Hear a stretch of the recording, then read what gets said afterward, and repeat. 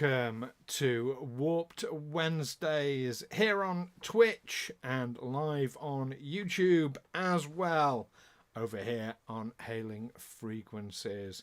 Now, best laid plans, best plans out there. It went a little bit wrong already on this stream because that wasn't supposed to have been the title sequence that you heard when I started.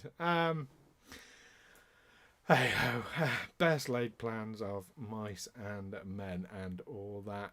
That's supposed to be my break. I need to use the loo, music and what have you. So there we go. You've had a sneak preview of that already.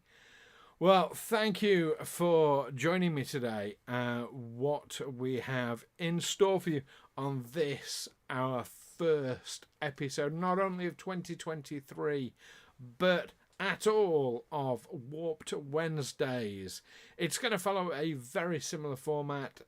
Regular viewers of the channel might remember Sci-Fi Sundays that I used to do, quite often with Kira C. Georgeson as well. It's going to follow a very, very similar sort of theme to to Star Trek Sundays, in that we'll have episode reviews, deep dives. We'll be looking at unboxings or examining in detail various models or products or even props perhaps from Star Trek, and of course looking ahead at the latest Star Trek news. Why Warped Wednesdays though? Well, we have again, our regular viewers will be aware that every fortnight we have Star Trek Livingston running most months of the year. That is our Modiphius Star Trek Adventures roleplay game that we play live here on Twitch.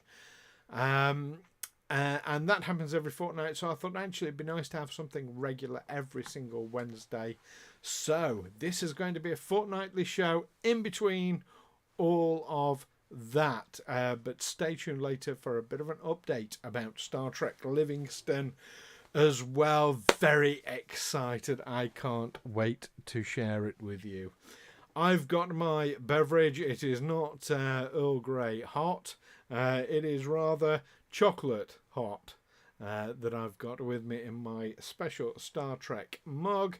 It's one of these, it used to be one of these heat sensitive ones that but basically you put the hot water in and the figures disappear. I don't know if you can see, but that is your original series. You've got Kirk, McCoy and Spock on the transporter pads there, so they would disappear when you put hot liquid in, and then as it cooled down they would reappear.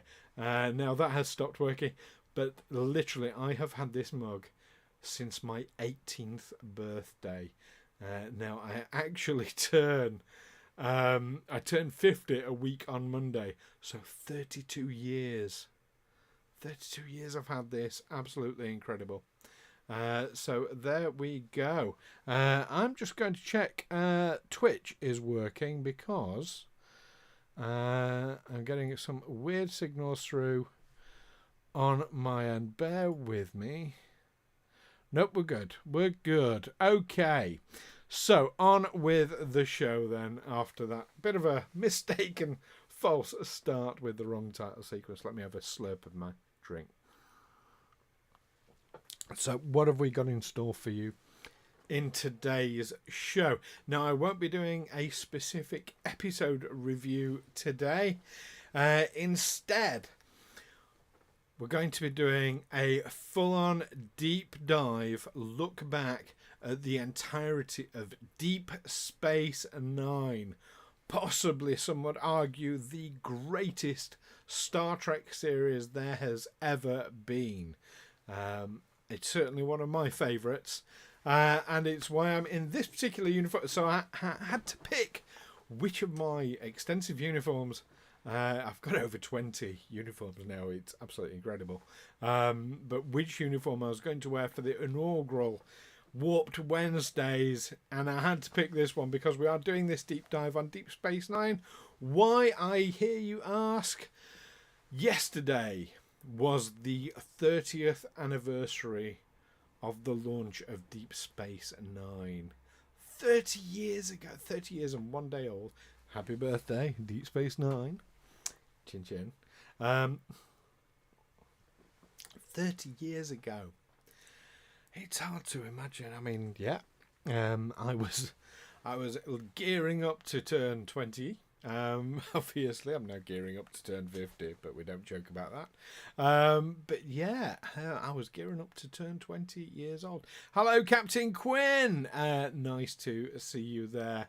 And good, my chat thing is working after all. Wonderful. So yes, I hope you're doing well on this wonderful Wednesday evening. So we're going to be doing this deep dive look back at Deep Space Nine, not on the anniversary, but the day after the anniversary of its initial. Now that's its initial launch in the US, of course. But yeah, that's what we're doing.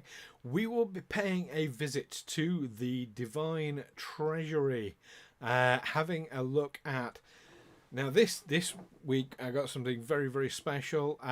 It is a collection of badges. So I've got quite the collection of comm badges, as you would imagine. Most of them that I've got are magnetic types, but the majority of them come from a company called Fansets.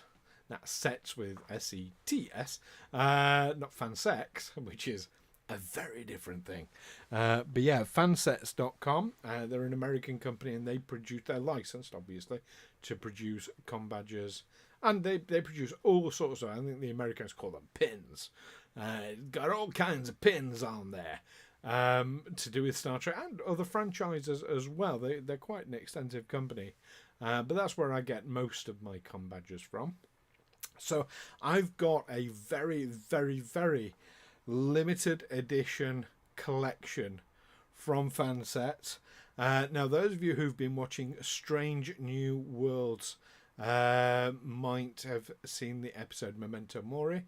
And in there, the crew all wear memorial pins, memorial badges from ships that have fallen. I have the official collection of pins, so we will be having a look at that memorial pin set. Incredibly limited edition. Fansets never intended to produce it as a big run. They've done it kind of as a one-off, as a promotional thing. So I'm very, very lucky to get that. The Star Trek poppy indeed there. Yes, Captain Quinn. And of course, we'll be bringing you the latest Star Trek news as well. But first, before we get into our deep dive look at Deep Space Nine, time for another slurp. Before we get into our look at Deep Space Nine, what I thought we would do is kind of a little bit in reverse. There isn't that much in the way of news, to be honest, right at this moment in time. I did have a look. I went back about a month in terms of news, because there's no good telling you things that happened like 2 months ago, 3 months ago. Many of you would already be aware of that sort of thing. But I did want to go back quite a bit, and there wasn't actually a great deal. What there is, though, of course, we have a whole year ahead of us. And what a year it is shaping up to be, with some incredible Star Trek content.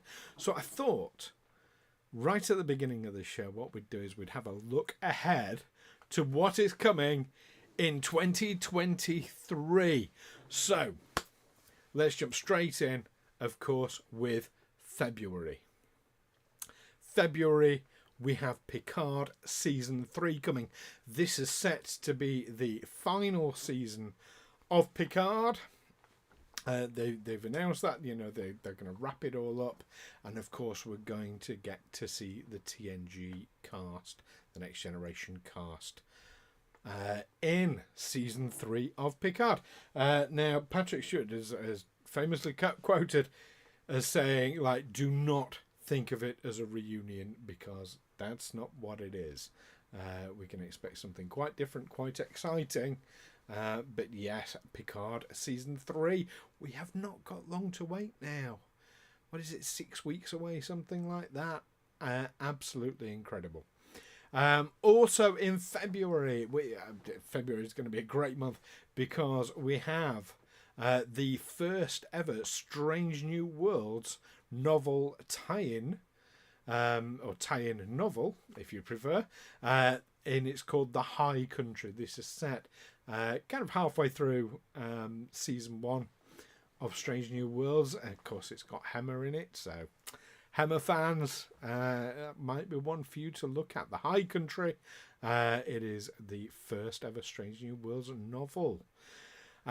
In March, for those of you who like to get your Star Trek through reading, the IDW comic book that is being launched in March is Star Trek Defiant. As you would imagine, this is based around the ship, the Defiant, a lot of people's favourite ship, mine included. Excuse me.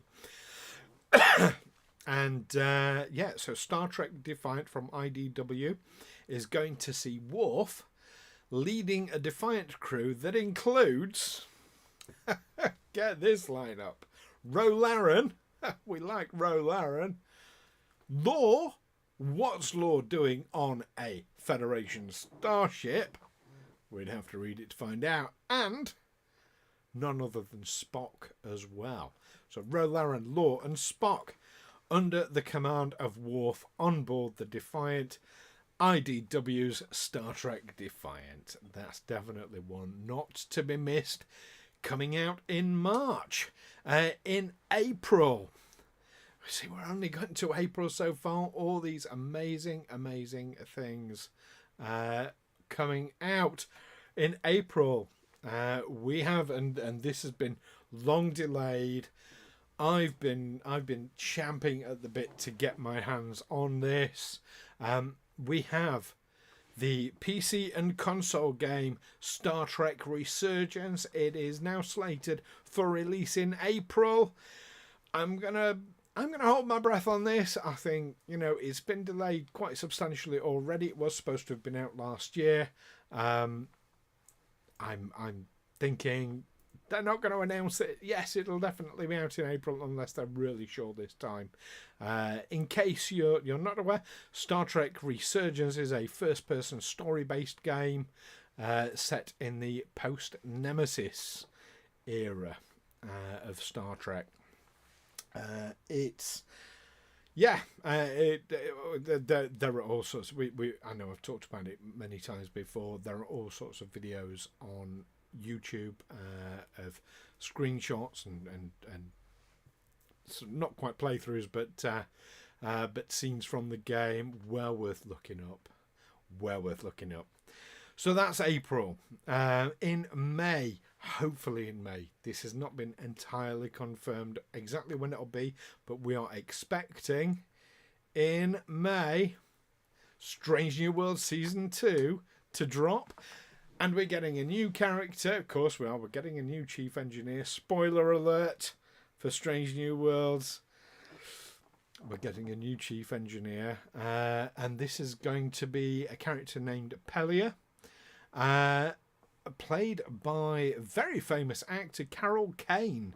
So if you've watched things like The Princess Bride, and I mean she's been in so much over the years, but yeah, Carol Kane, an amazing actor playing this character Pelia, who is to be the new chief engineer, and that's hopefully coming in May. Strange New World Season 2. I'm excited. Absolutely fantastic. And the thing that I'm even more excited about with Strange New Worlds, we've had it announced already that it's definitely happening. We are getting a live action Lower Decks crossover in Strange New Worlds.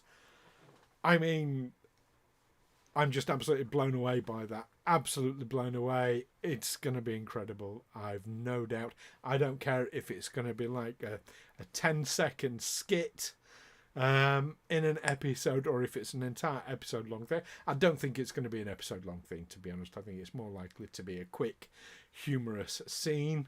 But I'm absolutely psyched for that. I want to see how it's going to be done because it's going to be live action. So, yeah, live action Lower Decks. Whoop, whoop. What's not to like there? Yeah, they have even said also that that Captain Pike is going to be animated as well. So it's working both ways. I think that's probably for an episode of Lower Decks later on. But one of the greatest elements, of course, about this live action crossover between Strange New Worlds and Lower Decks, it's going to be directed by Jonathan Frakes, so you know it's going to be good. Absolutely. Time travel, holodeck, maybe they're going to do a skit on the ending of Enterprise. I have absolutely no idea. I have no idea how they're going to do it. It'd be interesting to see. It is going to be set on the Enterprise. It's going to be a Strange New Worlds episode. That's what we do know. So, that's May. Heading forward then, we have a little bit of break, June and July, to fan ourselves, to calm ourselves down, and to get hyped right back up again for August, because that is when we are expecting Lower Decks Season 4 to drop. So, Lower Decks is rapidly becoming one of my very favourite Star Trek series. And of course, in Season 4, we're going to get to know this new character, T'Lyn, the Vulcan from the Cheval, the episode called Lower Decks, but that's going to be very, very exciting, and it'll be interesting to see where they go as well with Season 4. They've gone some interesting places already. Let's see, what have we got then after August? October. Oh my goodness, yes. So many of us, of course, are still barely recovered from the amazing ending in Star Trek Prodigy, of course. What an ending that was. Let's keep spoilers to a minimum for anyone who's not quite up to date with it, but wow, what an ending that was. Well, we'll barely overcome that, and in October we've got Prodigy Season 2 to look forward to. Absolutely fantastic, and we've been promised we're going to get more legacy characters, which I think for a show like that is absolutely fantastic, and that is the right place to put your legacy characters. Lower Decks, Prodigy, yeah, let's just get more and more of those. Absolutely. So we've got that to look forward to. November, we've got Discovery Season 5. Now, we've had some promises of a very, very different Season 5 from Discovery. It's going to be a huge tonal shift. Rather than it being the sort of the galactic ending, sort of catastrophes in Discovery, they're having this new tonal shift towards a more fun action adventure sort of vibe. So they're going a bit lighter, which I've got mixed feelings about. I get why they're doing it. They've had a lot of hate. I mean, but Discovery is going to get a lot of hate for so many reasons. Not all of it is valid, but it is going to get the hate, and any darker Star Trek show is going to get a lot of hate. Deep Space Nine got a huge amount of hate, still gets a huge amount of hate to this day, not as much as it did when it first came out, but there we are. So I get why they're toning it down, but I like the darker shows, to be honest, and I think there is a place for them. It's great. We've got the lighter shows as well. You've got the Strange New Worlds now, for those who want a more episodic, lighter tone. Yeah, we'll see. We will see. But yeah, so that's going to be New Discovery Season 5, no matter what. You know what? I know I'm going to love it. In November. And December, yes, not even reached the end of the year. Not even. In December, the Nerf phasers are being released finally. So, for anyone who's not sure about this, Nerf, the American soft ball firing guns that are very popular with people who like to shoot their siblings, they're releasing two. It's sold as a single pack. You've got a phaser rifle, Type 3 phaser rifle, and a handheld sort of dolphin style phaser as well. They are in white with bright sort of blue and orange garish colours, and some green as well on the phaser rifle. It looks like it's been partially assimilated, partially sort of bugged up. But yeah, really, really nice looking items. They're available to pre-order at the moment, but they've officially been told that we heard about these, I think, about 6 months ago initially. But yeah, they are available for pre-order. They are going to be released. The official date is December 2023, so just in time for Christmas. There we go. There are also a couple more things happening next year that we don't have dates yet for. One thing I'm really excited for, the next generation movies are going to be released as 4K HDR Blu-rays. Absolutely fantastic. So you've got, what have you got? Generations, Nemesis, First Contact, and Insurrection. Not necessarily in favourite order there, but you've got those four movies. Yeah, they're coming out in 4K Blu-ray. Now, it could be, we haven't got an official date for launch yet, but rumours are that it could be as early as First Contact Day when they're released, which is, of course, in April. So there's that to look forward to. And also expected this year is the Voyager documentary To the Journey. It's the same people who made What We Left Behind. You'll remember Kira and I have both get the salmon on Indeed. Here he is Ed. Great to see you, Ed. Yes, get your First Contact Day salmon ready. Yes, so To the Journey is a documentary about Voyager, and they were still doing interviews for that as late, I think, as November just gone. So yeah, so we're really hoping we're going to see that at some point this year. Now I've got a ticket, so I backed it, and I got the level that gets you a preview in London. It's showing in London, so I will be there in uniform, of course. I don't know which uniform yet, but probably the Voyager one. I think that's fair to say. So yeah, so I will be able to give you a bit of a report on that. Whew, that is the year ahead. So much going on, so much to be excited for, so much to look forward to. So let's get on to today's deep dive, where we are going to be looking at Deep Space Nine. Now, as I say, Deep Space Nine, 30 years old as of yesterday. That's why we're making a real point. It's almost like a special, this, talking about Deep Space Nine. This was, of course, the fourth Star Trek series. And yes, it was the fourth Star Trek series. So you had the original series, the animated series, which many people forget, Next Generation, and then you've got Deep Space Nine.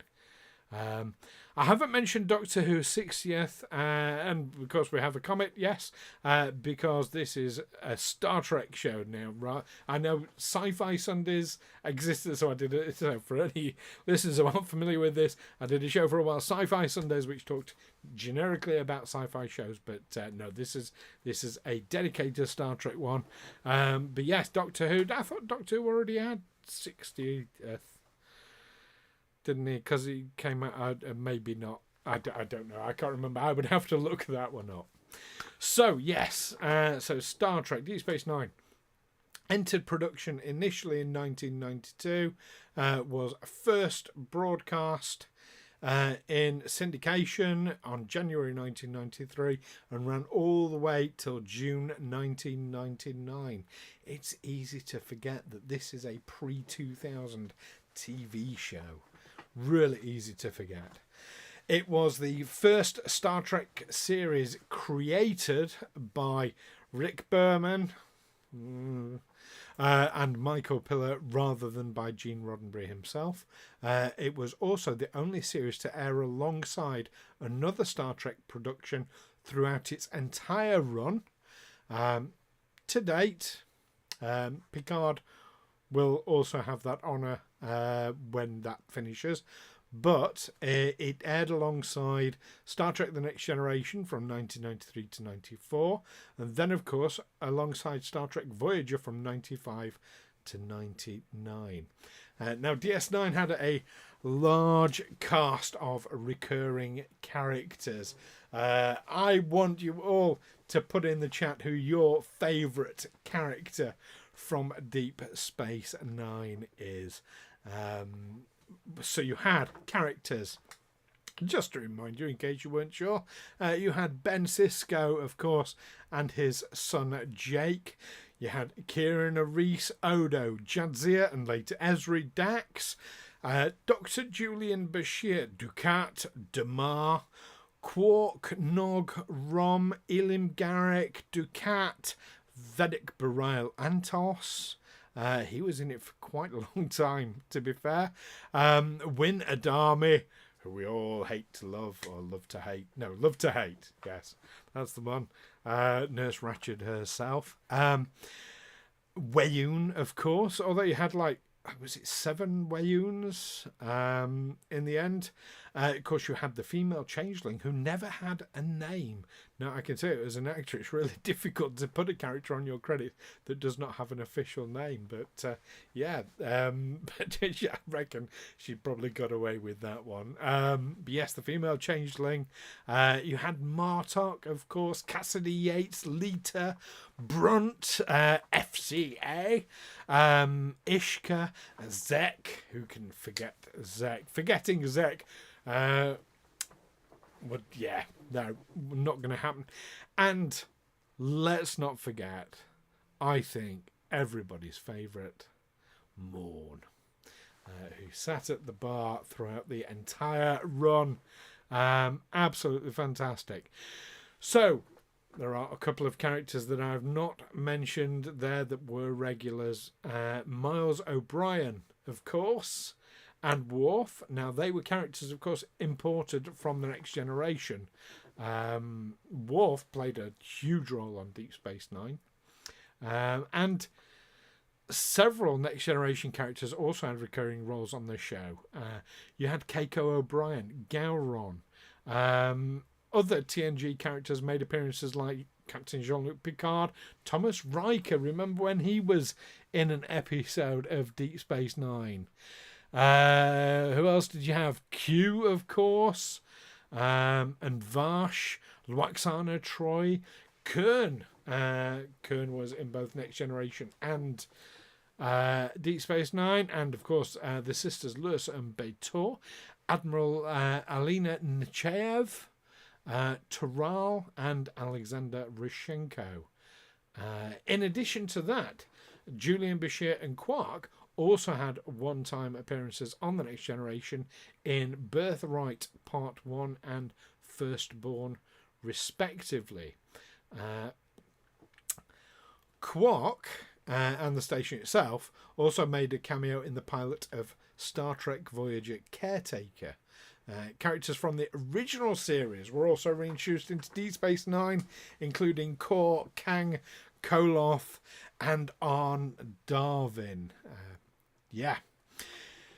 Now, as a series, I'm just going to check the chat. Yes, so it was like buses, yes, and 3 come along at once. Quite indeed. And of course, we've just seen very recently Deep Space Nine and Kira and Quark making an appearance on Lower Decks as well. Fantastic episode there. Now, the series itself spent some time exploring the mirror universe and expanded on that hugely. And let's not forget, when it was shown on Deep Space Nine, we hadn't seen it since the original series. There are no Next Generation mirror universe episodes. It's something I just doesn't seem right that somehow. But yeah, they never did a Next Generation mirror episode. So Mirror Universe was featured in 5 episodes of the series. You had Crossover, Through the Looking Glass, Shattered Mirror, Resurrection, and The Emperor's New Cloak. Now, also worth mentioning as well that it was Deep Space Nine that gave us the shadowy organisation of Section 31. So without Deep Space Nine, we probably wouldn't have our interest in the mirror universe that we have. We probably wouldn't have Section 31. It's really set the tone. Now, behind the scenes, Star Trek Deep Space Nine was nominated for 32, count them, Emmy Awards, mostly in technical categories such as visual effects and makeup. It won 4 Outstanding Individual Achievement in Main Title Theme Musics, Outstanding Individual Achievement in Special Visual Effects, and Outstanding Individual Achievement in Makeup for a Series, which it won twice, hence the 4. Now, Star Trek Deep Space Nine remained a fan favourite series throughout its 7-year run, with reviewers consistently lauding the series, can't even read my own writing there, with reviewers consistently lauding the series for its bold shift in tone from the Next Generation. Most notable among such changes was the concept of interpersonal conflict, which, of course, Gene Roddenberry himself was said to have forbidden. The freedom fighter that O'Brien made friends with was fairly famous. The freedom fighter. Can't remember that one. But yeah. Cool. Do elaborate. So, Ronald D. Moore, DS9 producer and screenwriter, said, "I'd like us to be remembered as the Trek series that dared to be different. We took chances in a franchise that has every reason to play it safe and spoon-feed the same old thing to the audience week after week. We challenged the characters, the audience, and the Star Trek universe itself. Sometimes we failed, sometimes spectacularly, but we never stopped trying to push the show in new directions." Yeah. There we go. Mars had to let him get killed. Nope. Yeah. My brain's going down dead on that one. But yeah, onto the production. So Robert Hewitt Wolfe also remarked, "The truth of DS9 is we had a great ensemble cast. Michael Piller created all these terrific characters." Of course, Michael Piller didn't create Worf, but there we go. Several former producers and head writers from Deep Space Nine have in fact been involved with other sci-fi series as well, including the creation of the reimagined, because my words, the reimagined Battlestar Galactica, as well as the 4400, Farscape, Medium, and Outlander. In 2019, the documentary What We Left Behind was released, and if you haven't seen it, I strongly recommend watching it. It's an absolutely amazing documentary. So yeah, 2019 that was released, and the documentary featured interviews with the actors, writers, production staff, and fans, as well as featuring segments in which the writers pitched a new episode. If there was to be a season 8, episode 1, what would it look like? And they did an absolute fantastic job on that, and it's an episode I now want to see, even if they did kill off Nog, which not a good move. There was, of course, very famously with Deep Space Nine, the rivalry with another popular and critically acclaimed television series set on a space station, Babylon 5, which was created and produced by J. Michael Straczynski for Warner Brothers. Now, the two productions, which mostly ran concurrently, were observed to be so similar that Babylon 5 fans accused Paramount, to whom Straczynski had previously pitched his series, of plagiarism. Now, considering how fellow Star Trek alumni like Walter Koenig and Andreas Katsulas had major roles in the rival series, Majel Barrett Roddenberry agreed to a guest appearance in Babylon 5 as a gesture of goodwill to encourage a reconciliation between the two sets of fans.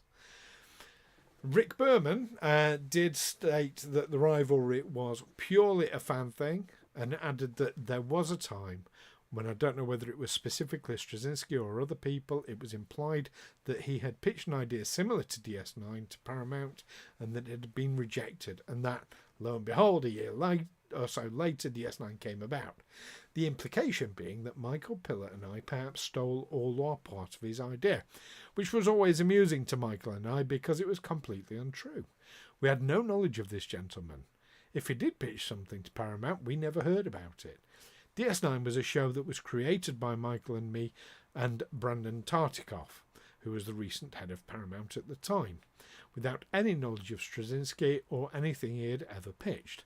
So when we were accused of stealing his idea, it was a little sad, but at the same time, a little comical to us. That was Rick Berman. We've got a bot. Let me just get rid of said bot. There we go. No, how do I get... there we go.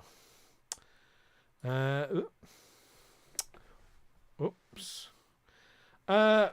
Sorry, I've just banned Captain Quinn by accident. Bear with me. Do you know what? I'm going to go on quick break whilst I resolve that. So bear with me. I'll be right back.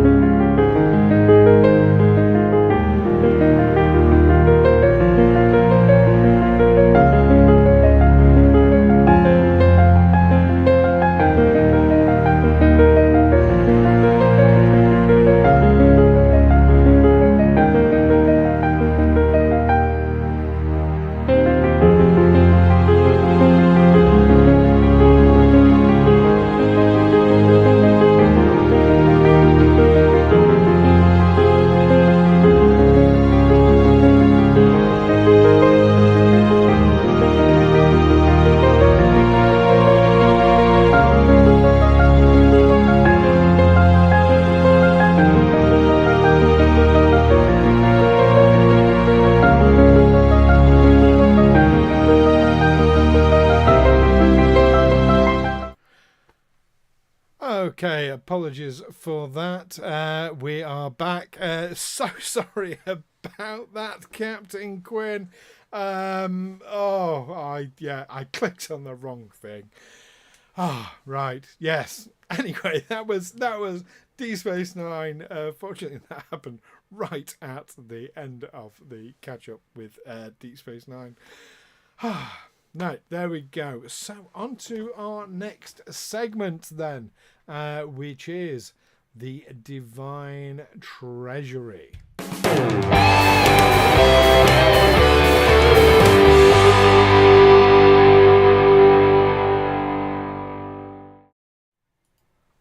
And here we are. This is the Fansets Strange New Worlds Memorial Fin set. Pin set from the Strange New Worlds episode Memento Mori. So each of these pins memorializes a starship destroyed or otherwise lost in the line of duty. All of these pins are 1 inch by 1 inch. And in a collectible case, as you can see here. So let's have a flip on the other side, and it tells us issued Starfleet personnel for wear during ceremonial occasions to memorialize starships destroyed or otherwise lost in the line of duty, or in honor of vessels which return to active service after incurring extensive damage resulting in significant loss of life. On authorised commemorative occasions, personnel are typically authorised to wear a single pin in memory of a specific ship or crew. Survivors of vessels involved in such incidents are authorised to wear additional pins symbolising their individual past service aboard these ships. And it tells us, Star Trek Strange New Worlds Memorial Pin Set, trademark 2022, CBS 2022 Fansets LLC is what it says there. So looking at this, it's a nice case. It's not anything overly special. It's supposed to clip together, but it doesn't. But that doesn't really matter to me very much. Let's open it up and get rid of that reflection. And here you see there are 12 pins in here. Now this is an extremely limited, not a bit bigger than a thumb tip. There you go. About 4 times the size of a thumb tip, at least on me. So these are, extremely limited edition fansets. Oh, excuse me. Let me get a drink of water.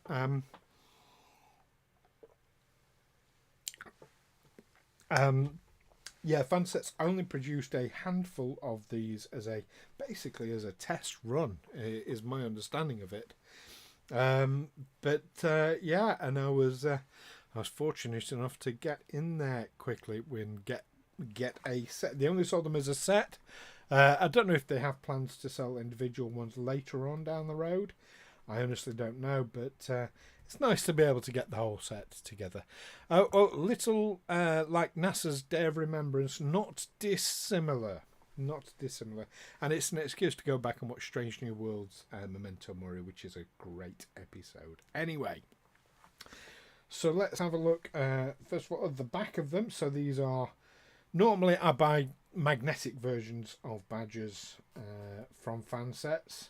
They're the plasticky, rubbery pin holders, so in wearing them you're not going to chafe against yourself.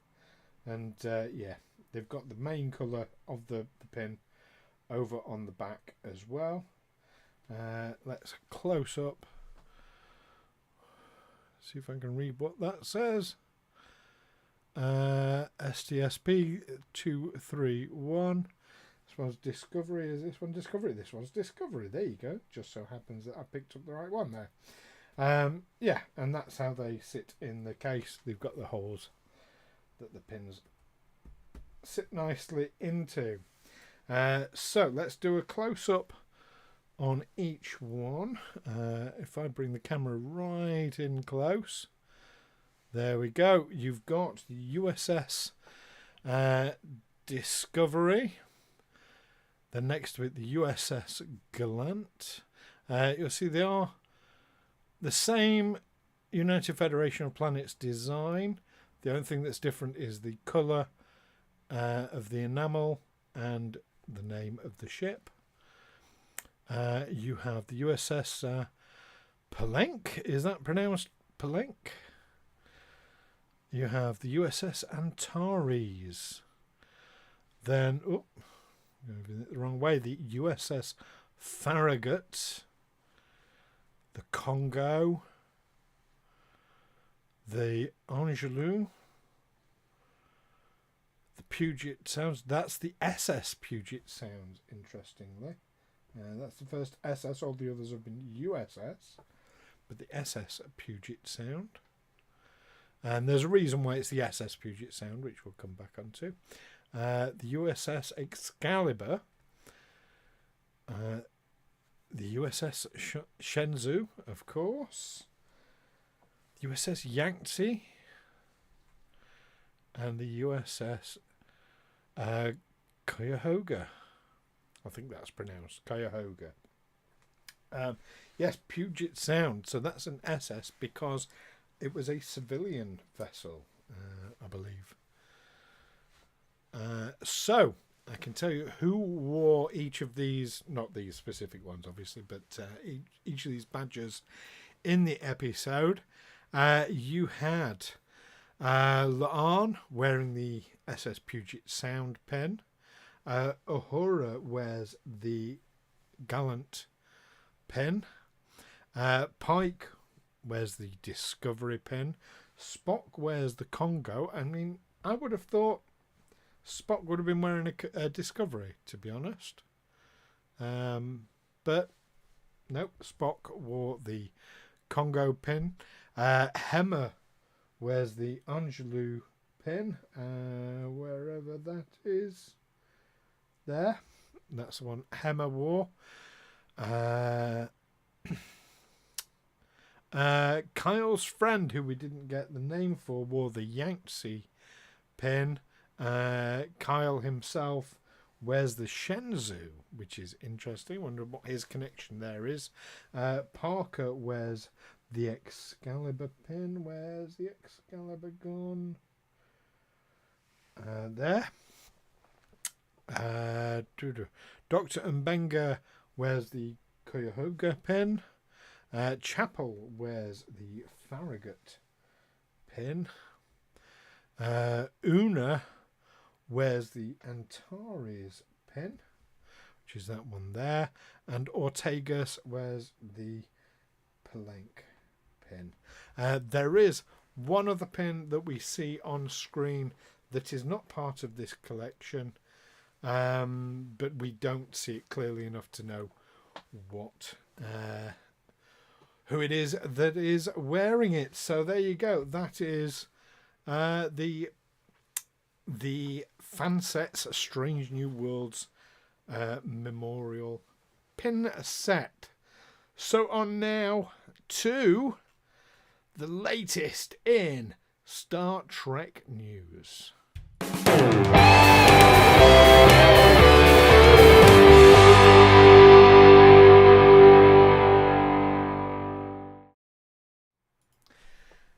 And I'm afraid there is very, very little in the way of news, as I mentioned right at the beginning of the show.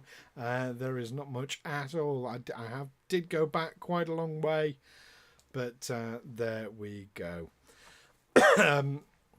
So the only bit of news, we've got one bit of news, which is, I think it was just less than a week ago, I think 6 days ago, 5 days ago, something like that. We had a new trailer drop for Picard season 3. We're not far away from that. Just 6 weeks, I think it is, away from Star Trek Picard season 3. So I think we can expect to see more coming out over the next couple of weeks.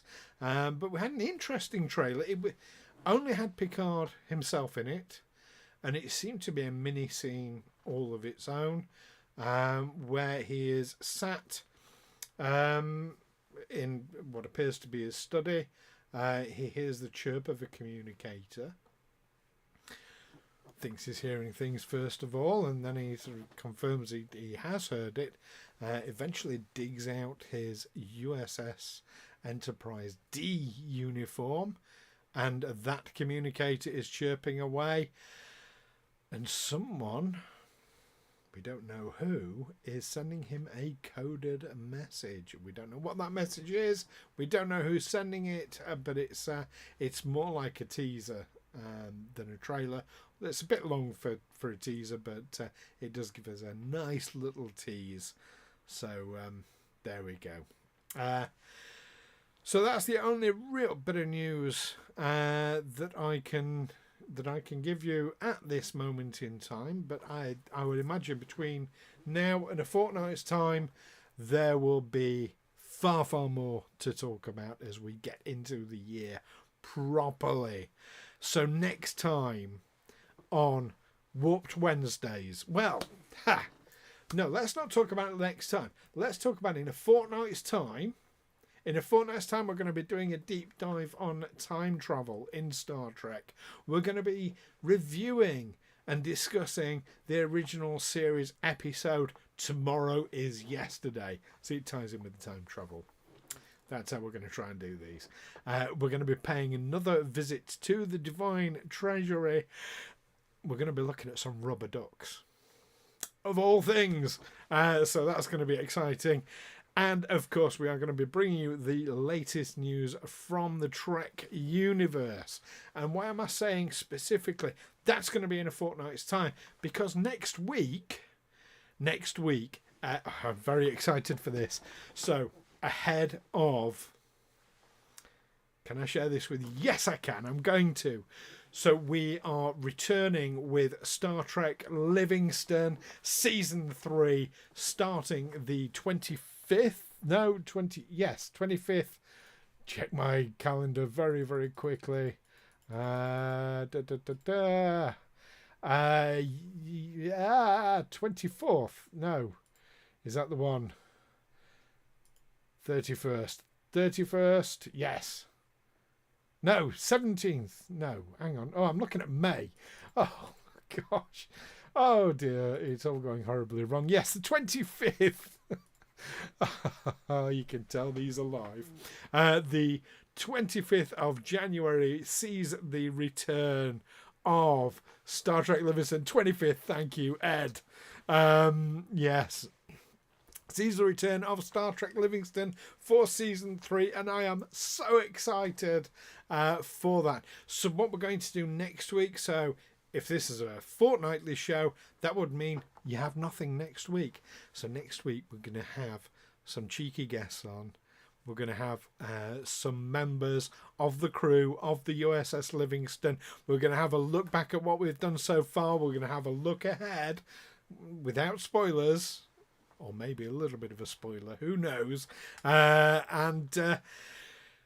So excited for that. So it's going to be a special edition. We've had one episode so far, and already we're having a special edition, Warped Wednesday, Livingstone special. You don't want to miss that next week. We'll have the time travel episode the week after that. But yes, Star Trek Livingston, the preview, the prelude, behind the scenes, around the table, call it what you will.